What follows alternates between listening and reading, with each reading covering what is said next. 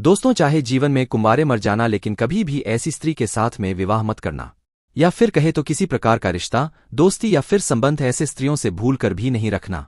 दोस्तों, आज आप जीवन की एक ऐसी सच्ची कहानी से रूबरू होने वाले हो जिससे आपको अपने आसपास के स्त्रियों के बारे में ऐसी राज पता चलेगी जिसे सुनकर आपका रूह कांप जाएगा। हाँ दोस्तों, इस कहानी में आप लोगों को सुनने के लिए मिलेगा कि वो लड़की कैसी हुआ करती है जिनसे इंसान अगर भूल से भी शादी कर ले तो वह बर्बाद हो जाता है। चाहे कितना भी धन कमाए लेकिन हमेशा गरीब ही बना रहता है। नमस्कार दोस्तों, स्वागत है आप लोगों का आपके अपने YouTube चैनल पर। दोस्तों, एक दिन भगवान विष्णु और माँ लक्ष्मी बैठे हुए थे। तब माता लक्ष्मी पृथ्वी की तरफ देखती है और कहती है कि पृथ्वी लोक कितना स्वार्थी बन गया है। ऐसे में कौन अपना है और कौन पराया? आज के समय में यह समझना बहुत कठिन है। भगवान विष्णु बोले, हे लक्ष्मी, सही कह रहे हैं आप। अब माँ लक्ष्मी बोली, ऐसे में जो एक जीवनसाथी होती है, जो किसी इंसान के साथ उसके पूरे जिंदगी साथ रहती है, उसके बारे में पता होना बहुत जरूरी है। फिर भगवान विष्णु माँ लक्ष्मी से कहे, सही कह रहे हो आप, नहीं तो किसी भी इंसान का जिंदगी एक पल में बर्बाद हो जाती है, वह अमीर से गरीब बन जाता है। माता लक्ष्मी ने कहा, हे प्रभु, ऐसी कौन सी बात है जो हर एक इंसान को उसके विवाह से पहले पता होना चाहिए? भगवान विष्णु कहते हैं, मैं आपको ये बातें एक कहानी के जरिए बताता हूं। आप बस कहानी को ध्यान से पूरा सुनना, क्योंकि आधा अधूरा ज्ञान कोई काम का नहीं होता। तो चलिए आप लोगों का समय ज्यादा बर्बाद न करते हुए गौर करते हैं जीवन की एक सच्ची कहानी की तरफ। इसके अलावा है माता लक्ष्मी, जो भी भक्त इस वीडियो को लाइक करे और चैनल को सब्सक्राइब करके कमेंट में जय माता लक्ष्मी लिखें, उनके घर में धन की कभी कोई कमी न रहे, उनका घर हमेशा धन से भरा रहे। प्राचीन काल की बात है। एक गांव जो कि नदी के किनारे बसा हुआ था, उस गांव में एक बहुत ही दयावान राजा रहते थे और उनकी 2 रानियां थीं और राजा अपनी पत्नियों से बहुत ही घनिष्ठ प्रेम करते थे। और एक दिन राजा के राजमहल में एक बेटा पैदा होता है और इसी खुशी में गांव के जो राजा थे वह अपने दरबार में नृत्य सम्मेलन का आयोजन करते हैं और इस नृत्य सम्मेलन में आसपास के गांव से भी कुछ लड़कियां भाग लेती हैं। शाम का समय था और नृत्य कला की आयोजन शुरू हो चुका था और तभी राजा की नजर अचानक से एक सुंदर स्त्री पर पड़ती है, जिसका नृत्य देखकर राजा उन पर मोहित हो जाते हैं। और उसके बाद राजा मंत्री को कहकर अपने विवाह का प्रस्ताव उस लड़की के सामने पेश करवाते हैं और वह लड़की इस प्रस्ताव को सुनकर के आश्चर्य में पड़ जाती है और वह लड़की उस मंत्री से कहती है, मुझे कुछ वक्त दीजिए, मैं सोचकर बताती हूँ। फिर कुछ दिनों के बाद राजा उस लड़की से शादी कर लेते हैं। फिर कुछ सालों के बाद छोटी वाली रानी को 2 पुत्र होते हैं। कुछ समय के बाद उनके तीनों बेटे बड़े हो गए, लेकिन दोस्तों दूसरे वाले रानी को एक भी पुत्र नहीं था, क्योंकि उनके नसीब में कोई संतान प्राप्ति नहीं था। और दोस्तों, आप लोग जानते ही हैं कि राजा महाराजाओं को यह शौक हुआ करता था जंगल में शिकार का खेल खेलने का।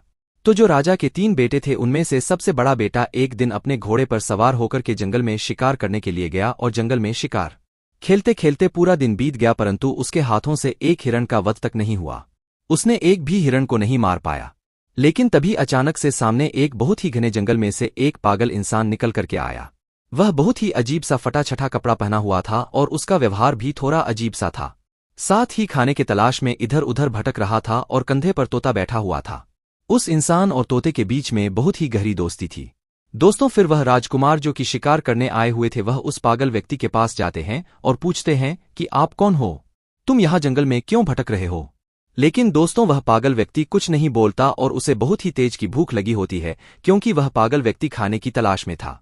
इतने में ही राजकुमार अपने थैले में से कुछ लड्डू निकाल करके उस पागल व्यक्ति को देते हैं और भूखा व्यक्ति लड्डू को देखते ही लपक लपक कर खाने लगा। इतने में ही राजकुमार उस पागल व्यक्ति से पूछते हैं कि आखिर कौन हो आप और इस घने जंगलों में अकेले क्यों भटक रहे हो? आपका परिवार कहाँ है? यह सुनते ही उस पागल व्यक्ति के हाथ से लड्डू छूटकर जमीन पर गिर जाता है और उस पागल व्यक्ति की आंख भर आती है। वह फूट फूट कर रोने लगता है और यह सब देखकर राजकुमार बहुत हैरानी में पड़ जाते हैं और उस पागल व्यक्ति से पूछते हैं कि आप क्यों रो रहे हो? तभी उस पागल व्यक्ति के कंधे पर जो तोता बैठा हुआ था, वह कहता है, मेरे मालिक अपने बेटे के कारण इस स्थिति में जंगल में भटक रहे हैं। फिर राजकुमार कहते हैं कि ऐसा क्या हुआ इनके साथ में? तब तोता कहता है, इनके पास वाले नगर में एक लड़की है जिसका पिता एक राजकुमार है और वह अपनी बेटी की शादी करवाना चाहते हैं। परंतु वह लड़की तो शादी करने के लिए तैयार है, लेकिन उसका एक शर्त है। वह लड़की उस इंसान से शादी करना चाहती है जो उसके प्रश्नों का उत्तर दे सके। इसलिए जो कोई शादी की इच्छा लेकर के उसके पास में जाता है, वह उससे एक सवाल पूछती है और अगर कोई व्यक्ति उस सवाल का उत्तर दे देगा, उसके साथ में वह विवाह कर लेगी। और अगर सवाल का उत्तर नहीं दे पाता है तो उसका शीश कटवा देती है। और इसी चक्कर में इनका एक पुत्र था जो कि उस स्त्री के द्वारा मारा गया, और मेरे मालिक यह सदमा बर्दाश्त नहीं कर पाए और अपना मानसिक संतुलन खो दिए, और इसी वजह से इनका राज्य भी अब उस स्त्री के कब्जे में है। इतना बात होते ही वह व्यक्ति वहां से चला जाता है, और यह सारी बात सुनकर राजा के दिल और दिमाग में उस राजकुमारी वाली बात बैठ जाती है, और वापस शिकार पर से महल की तरफ लौटते समय भी पूरे रास्ते उसी राजकुमारी का ख्याल उस राजकुमार के दिमाग में चल रही थी। राजा जब लौट करके अपने घर आए तो घर आकर के रात्रि में लेटकर आराम तो कर लिया, लेकिन सुबह में भी वही राजकुमारी के ख्यालों में डूबे हुए थे। अब राजा से रहा नहीं गया और वह शीघ्र ही अपना घोड़ा उठाते हैं और उस राजकुमारी के महल की तरफ चल देते हैं। और तभी राजकुमार के माता पिता उनसे पूछते हैं कि बेटा कहाँ जा रहे हो। तब राजकुमार कहता है कि हमारे बगल वाले राज्य में एक राजकुमारी रहती है और वह विवाह करना चाहती है, परंतु उस राजकुमारी का यह कहना है कि उसका कोई प्रश्न है कि जो कोई उसके प्रश्न का उत्तर दे देगा वह उसके साथ विवाह कर लेगी, और जो नहीं दे पाता उसका सर कटवा देती है। अब तक उसके चक्कर में कई लोग मारे गए हैं और कई राज्यों को वह स्त्री अपने कब्जे में ले रखी है। यह सुनकर राजकुमार के माता पिता ने राजकुमार को बहुत रोकने की कोशिश की, परंतु राजकुमार उनका एक भी नहीं सुना और राजकुमारी के महल की ओर निकल जाते हैं। महल पर पहुंचते ही राजकुमार ने विवाह का प्रस्ताव रखा तो राजकुमारी कहती हैं कि मैं आपसे विवाह करने के लिए तैयार हूं, परंतु आपको मेरे प्रश्न का उत्तर देना पड़ेगा, तभी मैं आपसे विवाह कर पाऊंगी, और अगर आप मेरे प्रश्नों का उत्तर नहीं दे पाते हैं तो आपका सर कटवा दिया जाएगा। राजकुमार ने इस शर्त को स्वीकार कर लिया और बोला, राजकुमारी पूछिए आपका क्या प्रश्न है, मैं आपके प्रश्नों का उत्तर देने के लिए तैयार हूं। फिर राजकुमारी अपना वही प्रश्न पूछती हैं जो अभी तक कई लोगों से पूछती आ रही थी, और जब राजकुमारी ने प्रश्न पूछा तो वह राजकुमार देखता रह गया। जब उत्तर नहीं आया तो राजकुमार का शिष्य कटवा दिया गया। दोस्तों, ऐसा कौन सा प्रश्न था जो कि राजकुमारी पूछती थी लेकिन कोई भी इनके प्रश्नों का जवाब नहीं दे पाता था? इसके बारे में आपको आगे वीडियो में जरूर पता चल जाएगा कि राजकुमारी ऐसा क्यों करती थी, क्यों हर वह व्यक्ति जो राजकुमारी से शादी करना चाहता था उससे वही एक सा प्रश्न पूछा करती थी। जब बड़े वाले भाई मारे गए तब बड़े से छोटा दूसरे नंबर के राजा ने विचार किया कि वह राजकुमारी के पास जाएगा और अपने भाई का बदला लेगा, परंतु जैसे ही राजकुमारी उसके सामने आती है तो वह राजकुमार उस राजकुमारी को देखकर उन पर मोहित हो जाते हैं और खुद में सोचते हैं कि यह कितनी सुंदर स्त्री है, काश मैं इनसे विवाह कर पाता। लेकिन फिर राजा राजकुमारी से कहता है, मेरे बड़े भाई कहाँ हैं? तो राजकुमारी कहती हैं कि मुझे इसके बारे में कुछ नहीं पता। यह सब सुनकर राजकुमार फिर से सोच में पड़ जाते हैं।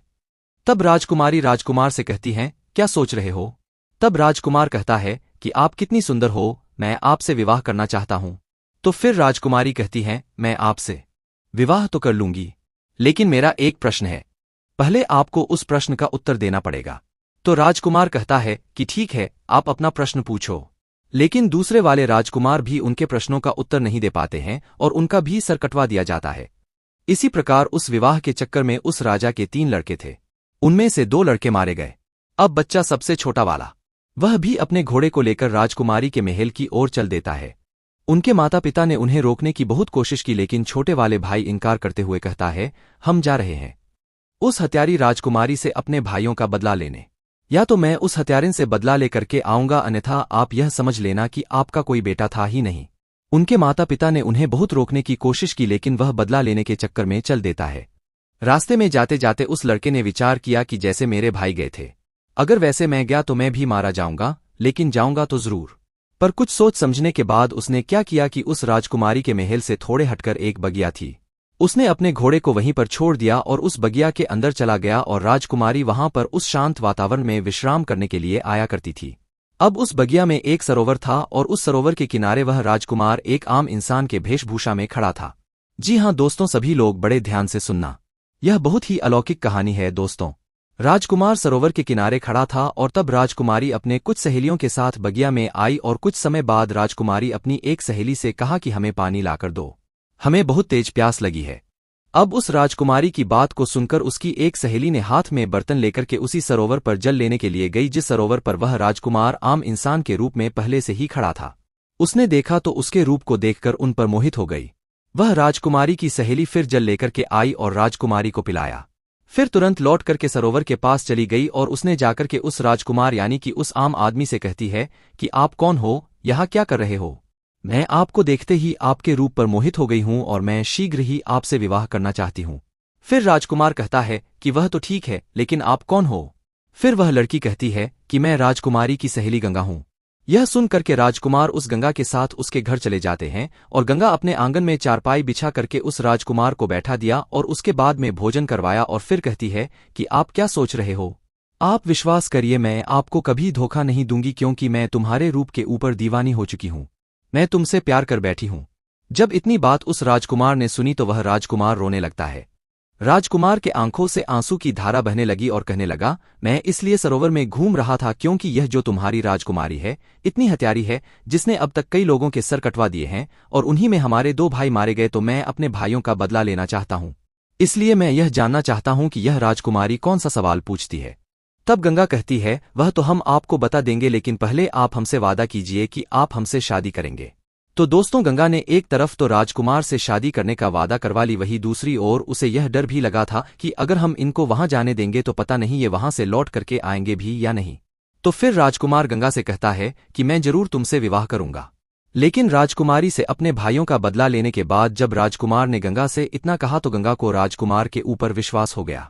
तो फिर गंगा ने राजकुमार को राजकुमारी के बारे में बताना शुरू किया और गंगा ने कहा कि वह हर एक इंसान से केवल एक ही प्रश्न पूछती है कि गुल सरोवर की क्या कहानी है। तब राजकुमार ने गंगा से कहा कि आपको अगर प्रश्न पता है तो इसका उत्तर भी अवश्य पता होगा, आप हमें इसका उत्तर सुना दीजिए। लेकिन गंगा तुरंत हाथ जोड़ करके बोली, हे महाराज, अगर मुझे उत्तर के बारे में मालूम होता तो चाहे कुछ भी हो मैं आपको इसके बारे में जरूर बताती।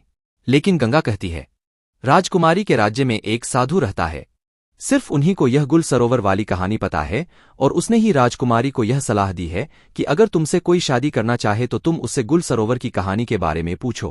हालांकि यहां तक राजकुमारी को भी इस कहानी के बारे में कुछ भी पता नहीं होता, फिर भी राजकुमारी यह प्रश्न पूछा करती है क्योंकि वह उस साधु से प्रेम करती है। तब राजकुमार ने गंगा से कहा, चलो ठीक है, कोई बात नहीं, तुमने हमारा काम थोड़ा आसान कर दिया। अब हम जाते हैं, पहले गुल और सरोवर की कहानी के बारे में पता करने की इसकी कहानी क्या है। इसलिए आप यहीं पर इंतजार करिए और हम वापस लौट करके जरूर आएंगे।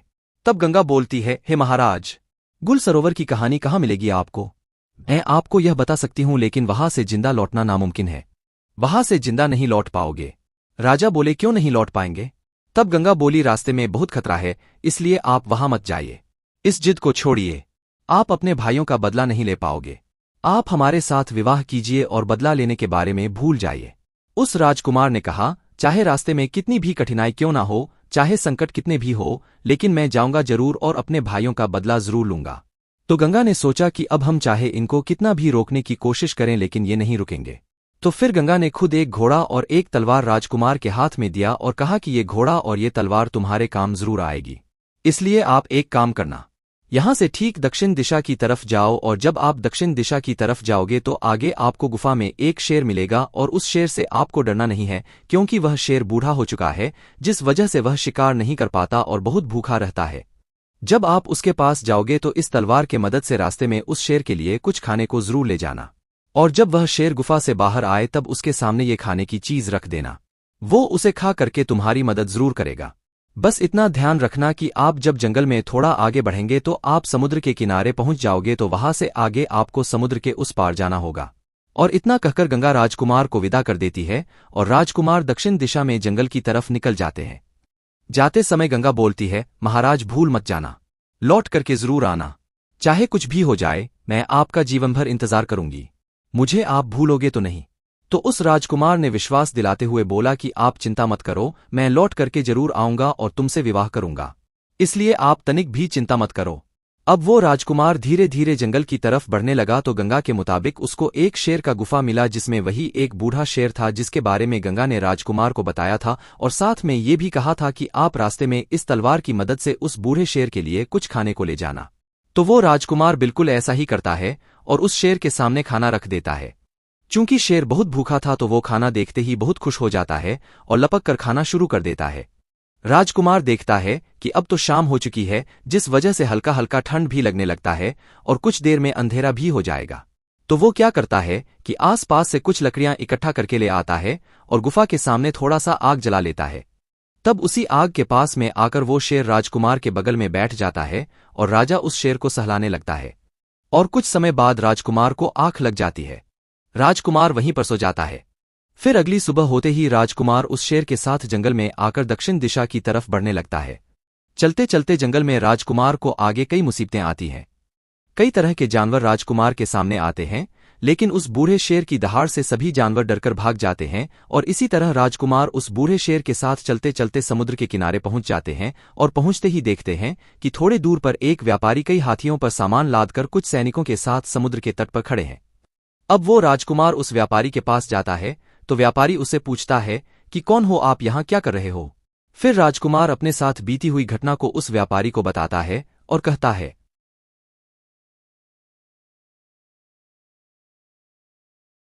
मुझे किसी भी तरह समुद्र के उस तरफ जाना है। इतने में ही व्यापारी देखता है कि समुद्र के उस पार से उसकी नाव आ रही है, जिस पर वह व्यापारी सामान को रखवाकर समुद्र के उस पार पहुंचवाया करता है। नाव के समुद्र के किनारे पहुंचने के बाद वह व्यापारी सामान को नाव पर रखवाता है और इतने में वह राजकुमार उस व्यापारी से कहता है, आप कृपा करके मुझे भी इस नाव की मदद से समुद्र के उस पार पहुंचवा दें। फिर व्यापारी ने कहा, अगर अब इस नाव पर थोड़ा सा भी वजन बढ़ेगा तो यह नाव डूब सकती है। मुझे माफ करें, मैं आपकी मदद नहीं कर पाऊंगा। राजकुमार ने कहा, अब तो आप सब कुछ जानते हैं, मेरा समुद्र के उस पार जाना कितना जरूरी है। आप एक काम करिए, मेरे पास कुछ सोने के सिक्के हैं और ये गले की चेन, इसको आप रख लीजिए, परंतु मुझे इस नाव से जाने दीजिए। दोस्तों, वह व्यापारी बहुत ही लालची था, इसलिए वह राजा के दिए हुए सोने के सिक्के और उसकी चेन रख लेते हैं और नाव से सैनिक के द्वारा कुछ सामान उतरवाकर राजा को उस नाव पर जाने देते हैं और इसी तरह राजकुमार उस नाव पर बैठकर समुद्र के उस पार घुल और सरोवर की कहानी के तलाश में निकल जाते हैं।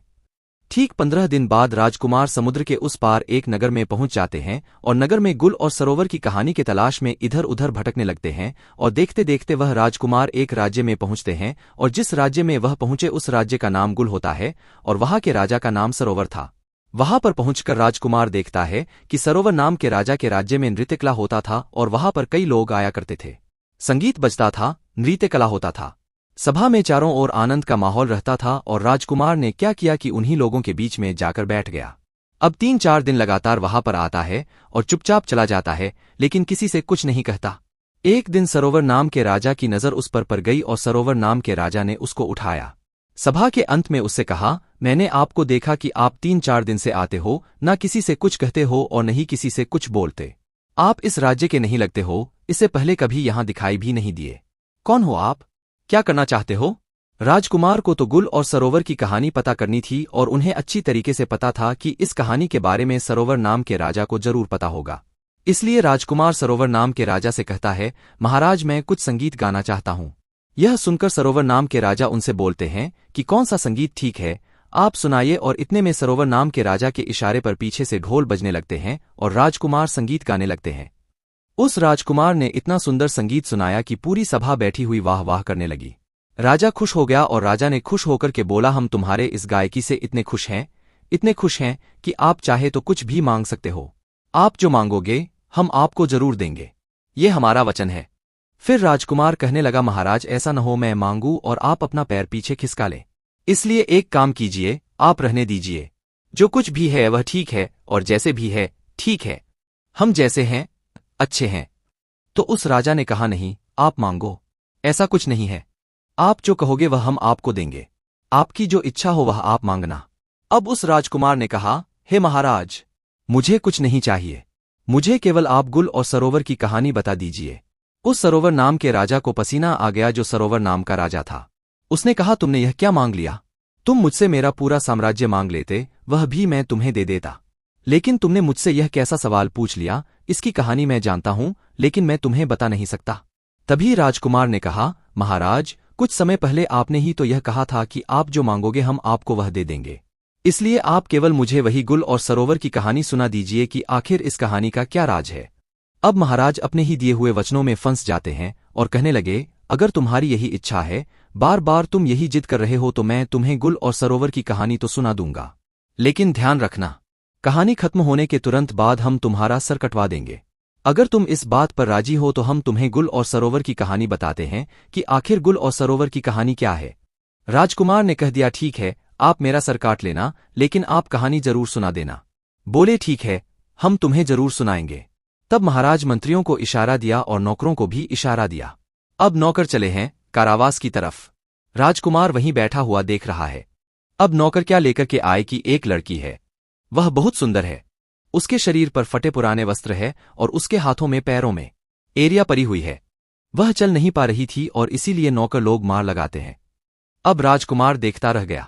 यह क्या है? मेरी समझ में नहीं आया। तब तक उस लड़की को लाकर के सरोवर महाराज के सामने खड़ा कर दिया। अब राजकुमार के सामने उस सरोवर नाम के राजा ने कहानी शुरू की। तुम सुनना चाहते थे गुल सरोवर की कहानी क्या है? तो सुनिएगा। मेरा ही नाम है सरोवर। राजा मैं ही हूं। वह सरोवर और गुल यह लड़की है जो तुम्हारे सामने हथकड़ी और बेड़ियों में जकड़ी हुई है। राजकुमार कहने लगा, महाराज, आप सरोवर और यह लड़की गुल, इसका मतलब आपकी ही कहानी है। महाराज ने बोला, हाँ, यह मेरी ही कहानी है। राजकुमार ने कहा, फिर तो आपसे अच्छी तरह और कौन बता सकता है? महाराज बोले, सुनो, हमारी कहानी क्या है। मैं विवाह से पहले एक बार जंगल में शिकार खेलने के लिए गया था, तो वहां यह लड़की अपनी सहेलियों के साथ बगिया में बैठी हुई थी। यह सब बातें उस सरोवर नाम का राजा समझा रहा है कि उस दिन बगिया में घूमते घूमते हम पहुंच गए तो हमारी नजर इस स्त्री के ऊपर पड़ी। यह गुल नाम की लड़की जो तुम्हारे सामने खड़ी है, इसकी नजर हमारे ऊपर पड़ी और इसे देखकर हम इस पर मोहित हो गए और हमें देख करके यह भी हम पर मोहित हो गई। मैं इस स्त्री के रूप पर इतना मोहित हो गया कि मैं इसके रूप का दीवाना हो गया। अब क्या बताएं? इस लड़की को देखकर हम तो कुछ नहीं बोल पाए, लेकिन इस लड़की ने मुझे अपने पास बुला लिया और कहा, कौन हो आप? कहां से आए हो? क्या नाम है तुम्हारा? क्या देख रहे हो? तो फिर मैंने उलझी हुई आवाज में से जवाब दिया, मेरा नाम सरोवर है और मैं इस राज्य का राजा हूं, और आप कह रहे हो कि क्या देख रहे हो? तो आप इतनी सुंदर हो कि ऐसा लगता है हम आपको ही देखते रहे। तो इससे पहले कि मैं इस लड़की से कुछ पूछता, तब तक में इस लड़की ने हमसे पूछ लिया कि क्या आप मुझसे शादी करोगे? जो बात मेरे दिल में थी वह इसने कहा तो मैं बहुत खुश हो गया। अब यह लड़की मुझे साथ में लेकर के अपने घर पहुंची। अपनी मां से जाकर के हट की है, मां मैं अगर विवाह करूंगी तो इसी के साथ मैं करूंगी, अन्यथा मर जाऊंगी। मां बाप ने बहुत समझाया कि बेटा इनके घर खानदान का कोई पता नहीं, कहाँ के रहने वाले हैं इसका कुछ पता नहीं है। और उसकी मां कहती है कि एक अजनबी के साथ मैं तुम्हारा विवाह कैसे करा सकती हूं। तब महाराज कहता है, उस समय वह लड़की बार बार अपने माता पिता से विनय करने लगती है और खाना पीना तक छोड़ देती है। अब इसके जिद के सामने इसके माता पिता मजबूर होकर इसका विवाह मेरे साथ करवा दिए। और फिर वह सरोवर महाराज राजकुमार से कहता है, जरा ध्यान से इस कहानी को सुनना, क्योंकि इस कहानी में बहुत ही राज खुलने वाला है। होता यह है कि इस लड़की का विवाह जब मेरे साथ हो गया, तब विदा हो करके मेरे साथ मेरे घर के लिए आ रही थी, तो रास्ते में यह बहुत ही प्रसन्न थी और मुझसे कह रही थी, मुझे मेरे मनचाहे पिया मिले हैं और मैं खुद दुखी रह सकती हूँ, लेकिन इनको कभी दुखी नहीं रहने दूंगी। और कहती थी कि मैं खुद संकट में रह सकती हूँ, लेकिन इन पर कभी आंच नहीं आने दूंगी और अपने पिया से हमेशा लगाव बनाकर रखूंगी। ऐसे ही करके हम अपने घर पहुंच गए और इसे अपने घर ले आए, और अब तो हम उसके प्यार में इतना पागल हो गए कि सब कुछ भूलते जा रहे थे। हम अपना राज्य जा रहे थे। हम अपना राज्य का दरबार भी समय से पहले बंद करके घर पहुंच जाते थे। ऐसे ही कुछ दिनों तक चलता रहा, और कुछ दिनों के बाद से जब घर लौट के स्त्री के पास आते थे तो पता नहीं क्यों हमें बहुत जोर की नींद आ जाया करती थी, और इतने में ही वह राजमहल से जंगल की ओर चल देती है। उस स्त्री के वहां से निकलते ही मैं भी वहां से निकल जाता हूं, इसके पीछे पीछे जाता हूं, और तभी मैं देखता हूं कि वह स्त्री एक साधु के साथ में बैठी हुई हंस हंस कर बातें कर रही है। इतना सब कुछ देखते ही मैं सोचने लगा कि पता नहीं यह उसका रोजाना का काम था या सिर्फ आज का काम है। उसके बाद मैं चुपचाप वहां से वापस राजमहल में लौट जाता हूं। फिर राजकुमार उनसे कहने लगा कि आगे क्या हुआ। तो महाराज ने राजकुमार से कहा, उस दिन मेरा पूरा दिन उसी के बारे में सोचते सोचते निकल गया, एवं दूसरा दिन भी संध्या होने चली, और यह तो हमेशा यही सोचती रहती थी कि कब शाम होगी। तो फिर इसने खाना बनाया और मुझे दिया, लेकिन उस दिन हमने जानबूझकर खाना नहीं खाया। मैंने निर्णय किया कि आज चाहे कुछ भी हो जाए लेकिन सोएंगे नहीं। फिर देर रात तक उससे बातें करते रह गए, एवं इतने में उस स्त्री ने कहा कि पिया अब बहुत ज्यादा रात हो चुकी है, आप सो जाइए। तब मैंने आंखें बंद करके सोने का नाटक किया, और तब यह स्त्री उसी साधु के पास चली जाती है। फिर मैं भी उसके पीछे पीछे गया, तो मैं देखता हूं कि वह साधु हाथ में डंडा लिए उस स्त्री से बहुत ही गुस्से में कहता है कि आज तुम्हें यहां पर आने में इतना समय क्यों लग गया, कहाँ थी इतनी देर तक। फिर वह स्त्री हाथ जोड़ करके साधु से क्षमा मांगते हुए कहा, मेरे पिता आज विलंब से सोए थे, इसलिए मुझे आने में इतनी देर हो गई। फिर स्त्री ने साधु से कहा कि अगली बार से ऐसा कभी नहीं होगा, क्योंकि अगले बार मैं उसके खाने में जहर देकर के उसे सदा के लिए सुला दूंगी और आपके पास आ जाऊंगी। तभी मैंने उसके मुख से यह बात सुनी तो मुझे बहुत ही तेज पसीना आने लगा और मैं घबरा गया। उसी समय उस साधु की नजर मुझ पर पड़ जाती है, और साधु ने उस स्त्री से कहा कि उस पैर के पीछे छिप करके मुझे कोई देख रहा है। तो फिर वह जो गुल नाम की लड़की थी उसकी नजर मेरे ऊपर पड़ी। तभी वह स्त्री ने चिल्ला चिल्लाकर कहा कि यह तो मेरे पिया है, आप उसे मार डालिए।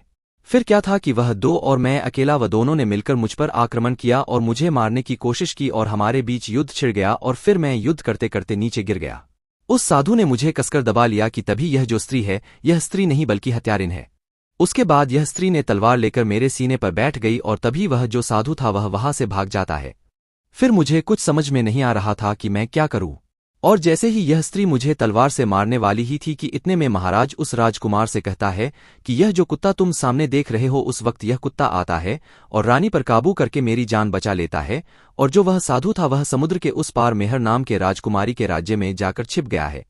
राजकुमार को महाराज की पूरी बात समझ में आ गई और महाराज कहते हैं कि यह थी पूरी गुल और सरोवर की कहानी। अब मैं अपने वादे के अनुसार पूरी कहानी तुम्हें सुना दी।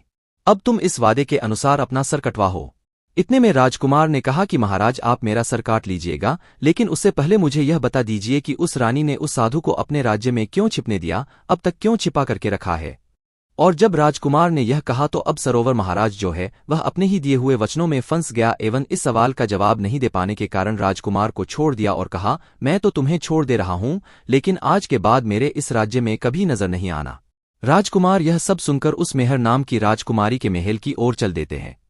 कुछ दिनों के बाद जब राजकुमार मेहर नाम की राजकुमारी के महल में पहुंचते हैं तो राजकुमारी से कहते हैं, मुझे आपसे विवाह करना है।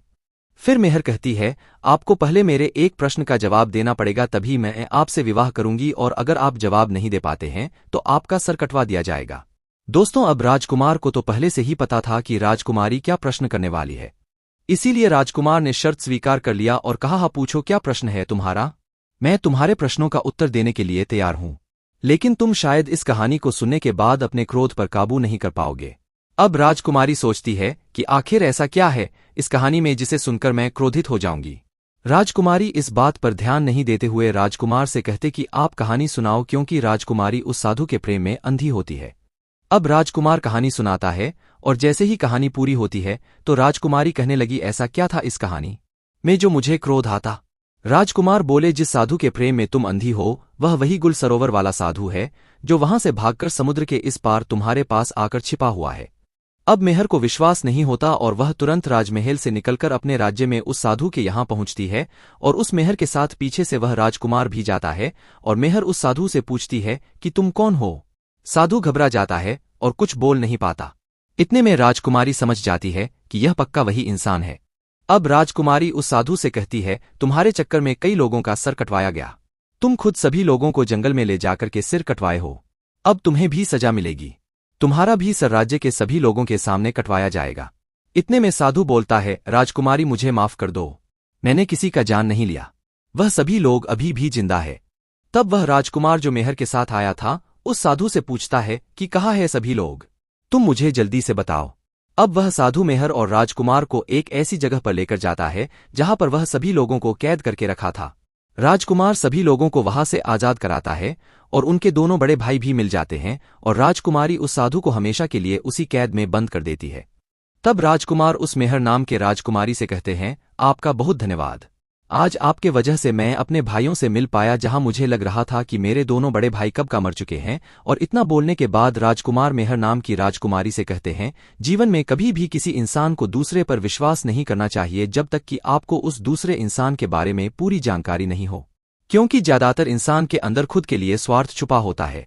राजकुमार कहता है, जब कोई इंसान कभी कभी किसी परिस्थिति में चतुराई या चालाकी दिखाता है या दूसरों को बेवकूफ मानते हुए कोई अभिनय, भोंग या पाखंड करता है तो इसे त्रिया चरित्र कहते हैं। कि कैसे जब एक इंसान को अपना स्वार्थ दिखने लगता है तो वह अपने लोगों को भी बेवकूफ बनाकर अपना स्वार्थ को पूरा करता है और उसके साथ रहने वाले लोगों को इसके बारे में भनक तक नहीं लगता कि यह स्त्री या पुरुष त्रिया चरित्र की खेल कर रहा है। आज के टाइम में हर दूसरा लोग त्रिया चरित्र कर रहा है जिसके अंदर थोड़ा सा भी स्वार्थ है। इसलिए दोस्तों, जो आपके दिल के करीब है उसके बारे में आप पूरी जानकारी रखिए कि उसके अंदर खुद को लेकर कोई स्वार्थ तो नहीं छुपा है, और अगर ऐसा है तो आप उनसे थोड़ा दूर ही रहिए, क्योंकि ऐसे में आपको जिंदगी के हर एक कदम पर धोखा ही मिलेगा। क्योंकि एक स्वार्थी इंसान अपने स्वार्थ के लिए जिंदगी में कुछ भी कर सकता है।